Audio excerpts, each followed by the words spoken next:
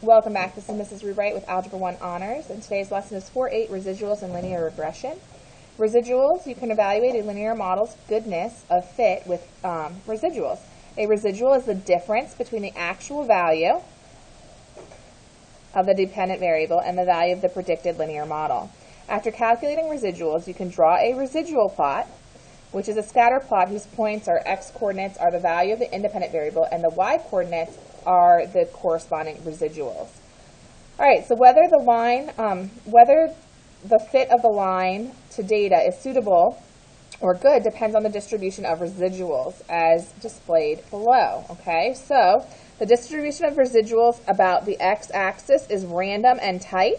A linear fit to the data is suitable and strong. Okay, so you guys see how this is pretty close to the line? So that's a strong line of best fit. That's good data, okay? So over here, the distribution of residuals about the x-axis is random but loose. A linear fit to the data is suitable, but it's weak, right? It's weak. And then here, it looks like there's a pattern. So because it's a pattern, it's not random, therefore the data may not be suitable. All right, so using T as the year since 1970 and A sub F as the median range of females, a student's fit the line A sub F equals 0.25 T plus 29 to the data shown in the table. Make a residual plot and evaluate the goodness of the graph.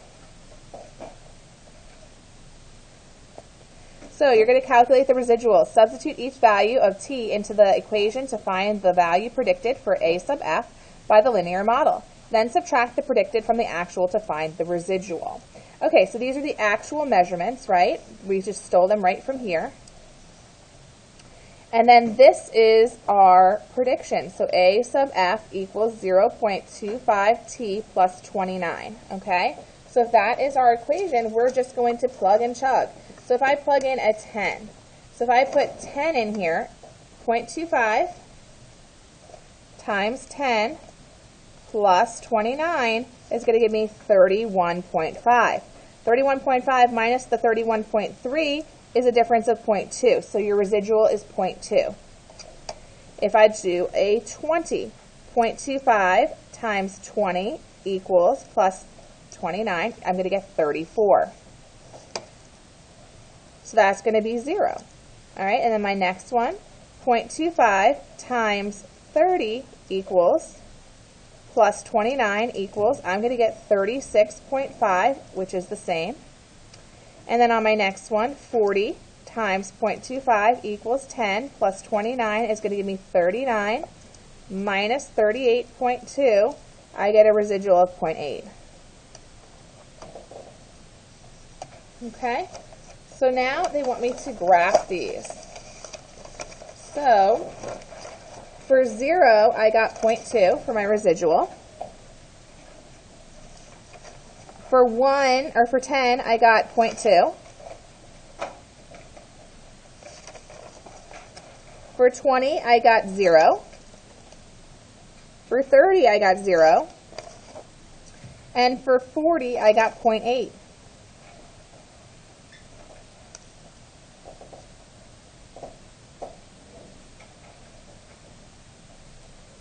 Okay, so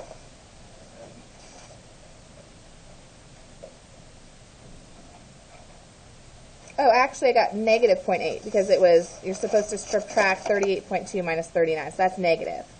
And this one's negative, so two of them are negative. That 10 and that 40 are both negative. Sorry about that, guys. The 10 and this one are negative. So let me just erase those. I wasn't paying attention to my signs, sorry. All right, so there you go. So that is our graph. So evaluate the stability of the linear fit and the goodness of the fit. Is there a balance between positive and negative residuals? So there is 1 positive and 2 negatives. The negatives have a greater absolute value than the positive if you add them. Is there a pattern to the residuals? If so, describe it. So, no pattern.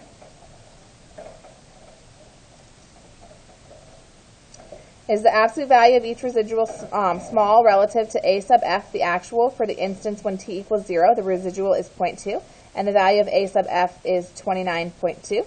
So the relative size of the residual, 0.2 out of 29.2, is 0.7%, which is quite small. So the absolute values of the residuals are small.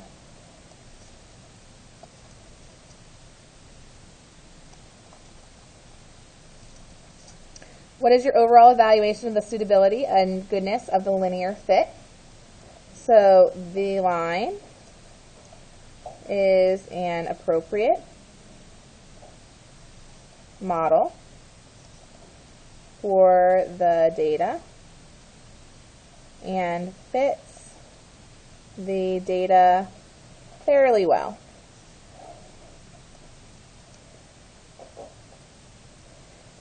Suppose the line of fit with the equation of a sub f equals 0.25t plus 29 is changed to a sub f of 0.25t plus 28.8. What effect does this change have on the residuals and on the residual plot?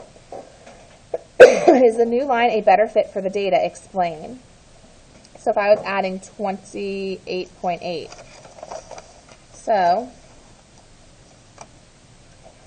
if I took 29.2, or no, 0. I would have 28.8.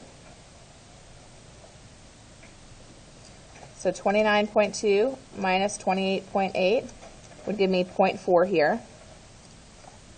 If I did 10, so 10 times 0.25 equals plus 28.8, I'd have 31.3, so I'd have 0. If I did the 20 times 0.25 plus 28.8, 33.8, so I would have 0.2. If I did the next one, I would have 30 times 0.25 equals plus 28.8, 36.3. So that's going to give me 0.2. And then my next one, 40 times 0.25 plus 28.8, I'd have 38.8. 38.2. I'd have negative 0.6. All right, so what do y'all think on this one? Is it better? You have 0.4, 0, 0.2, 0.2, negative 0.6. So the residuals increase by 0.2. The points in the plot are translated up 0.2 units. Now there are 3 positives and 1 negative, but the sum of the residuals is now closer to 0.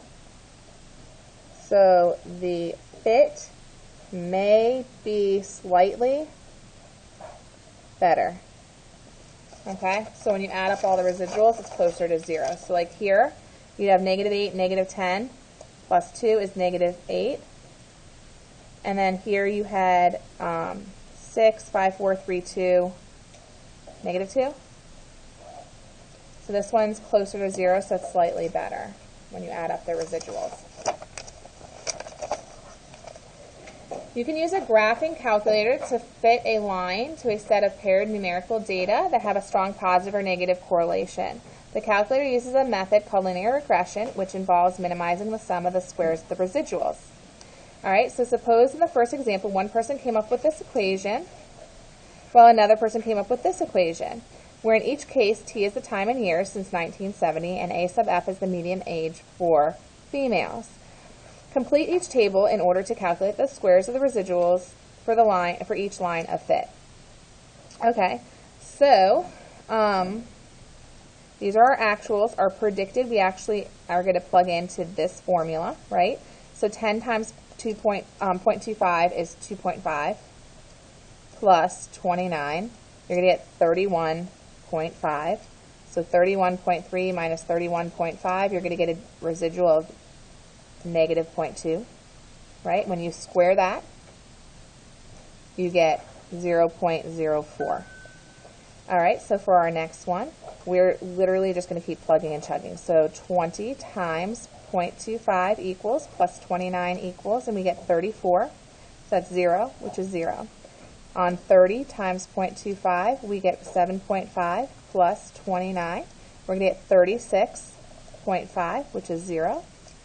And then for 40 times 0.25 equals plus 29 equals, we're going to get 39. So 38.2 minus 39 is going to give us negative 0.8, and that squared is going to give me 0.64. All right, so the sum of these, 0.64 plus 0.04 plus 0.04, is going to give me 0.72. All right, so then on our next one, we are going to get 10 times 2.5, 0.25 is 2.5 plus 28.8 equals, I'm going to get 31.3, that's 0. If I do 20 times 0.25, I'm going to get 5 plus 28.8 equals 33.8.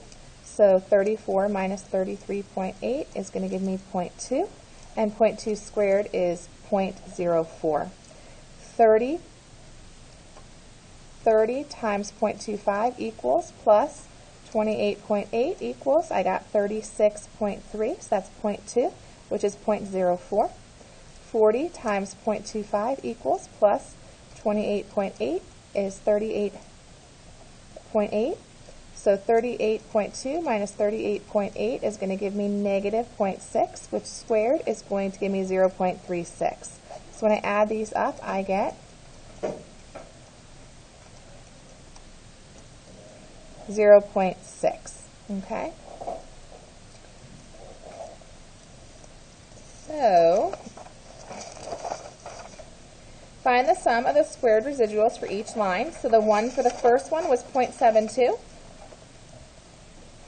And for the second one was 0.6, right? So identify the line that has the smaller sum of the squared residuals. So the smaller sum is going to be the second one, right? The A sub F of 0.25t plus 28.8, so it's slightly better. Okay? So if you're using a graphing calculator to perform linear regression on the data to obtain the equation, you would get this. The graphing calculator would shoot out this equation. Okay, so if we actually plugged into this equation, you're going to get, I'm just going to fill in this chart, you're going to get 31.52, you're going to get 33.84, you're going to get 36.16, 38.48, so your residuals are 0, negative 0.22, 0.16, you're going to get 0.34, and negative 0.28. So when you square these amounts, you get 0, 0.0484, 0.0256, 0.1156, 0.0784. So when you add these all up, you're going to get 0.268, which is better than any of these. So this is what your graphing calculator would shoot out. It would shoot out this equation, which is the best line of best fit. Okay, so it's going to be the closest to 0.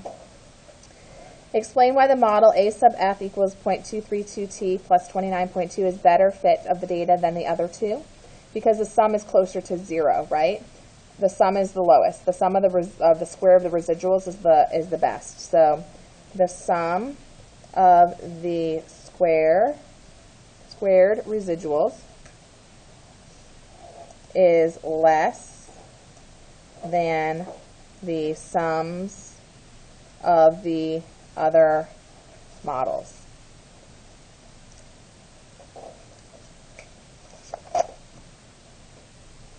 Because linear regression produces an equation for which the sum is squared residuals is as small as possible, the line obtained from linear regression is sometimes called the least squares regression line. It is also called the line of best fit. Not only will the graphing calculator automatically find the equation of the line of best fit, but it'll also give you the correlation coefficient and display the residual plot. All right, so this is just going to get into actually doing this on your calculator. So when you actually go to your calculator and you guys don't have to do this because you don't use graphing calculators, but if you did press stat and then you went in to put in a list and you type in all the numbers, which I already did, okay, so then to graph this, it's going to graph those points, right? And so you can see that it definitely has a positive correlation, right?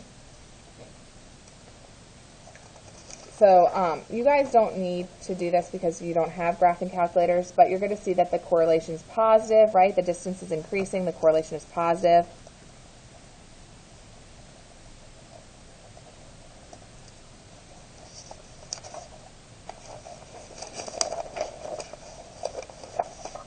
Okay, so you can actually zoom.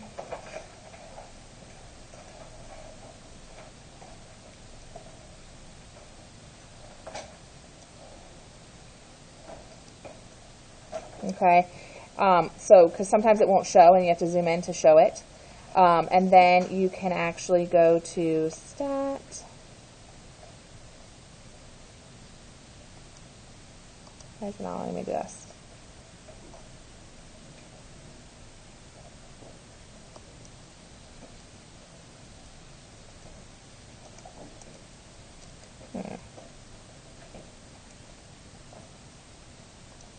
All right, so I'm going to go to stat, and I'm going to go to the linear regression.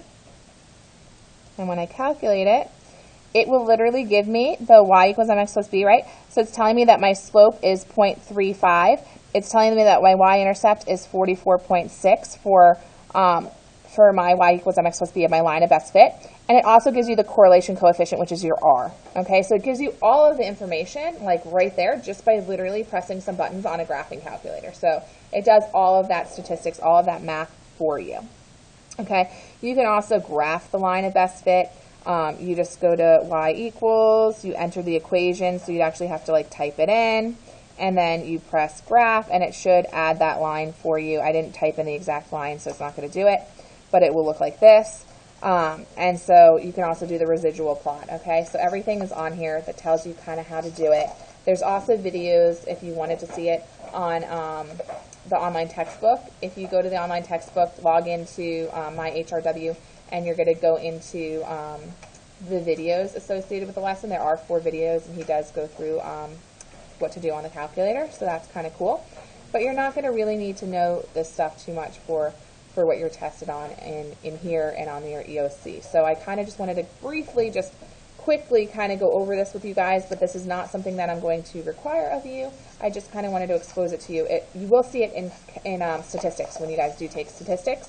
You'll see it in college, but you don't need to really get too far into it right now. So that's everything on 4.8. We're going to move on to 4.9. So please like and subscribe and have a great day.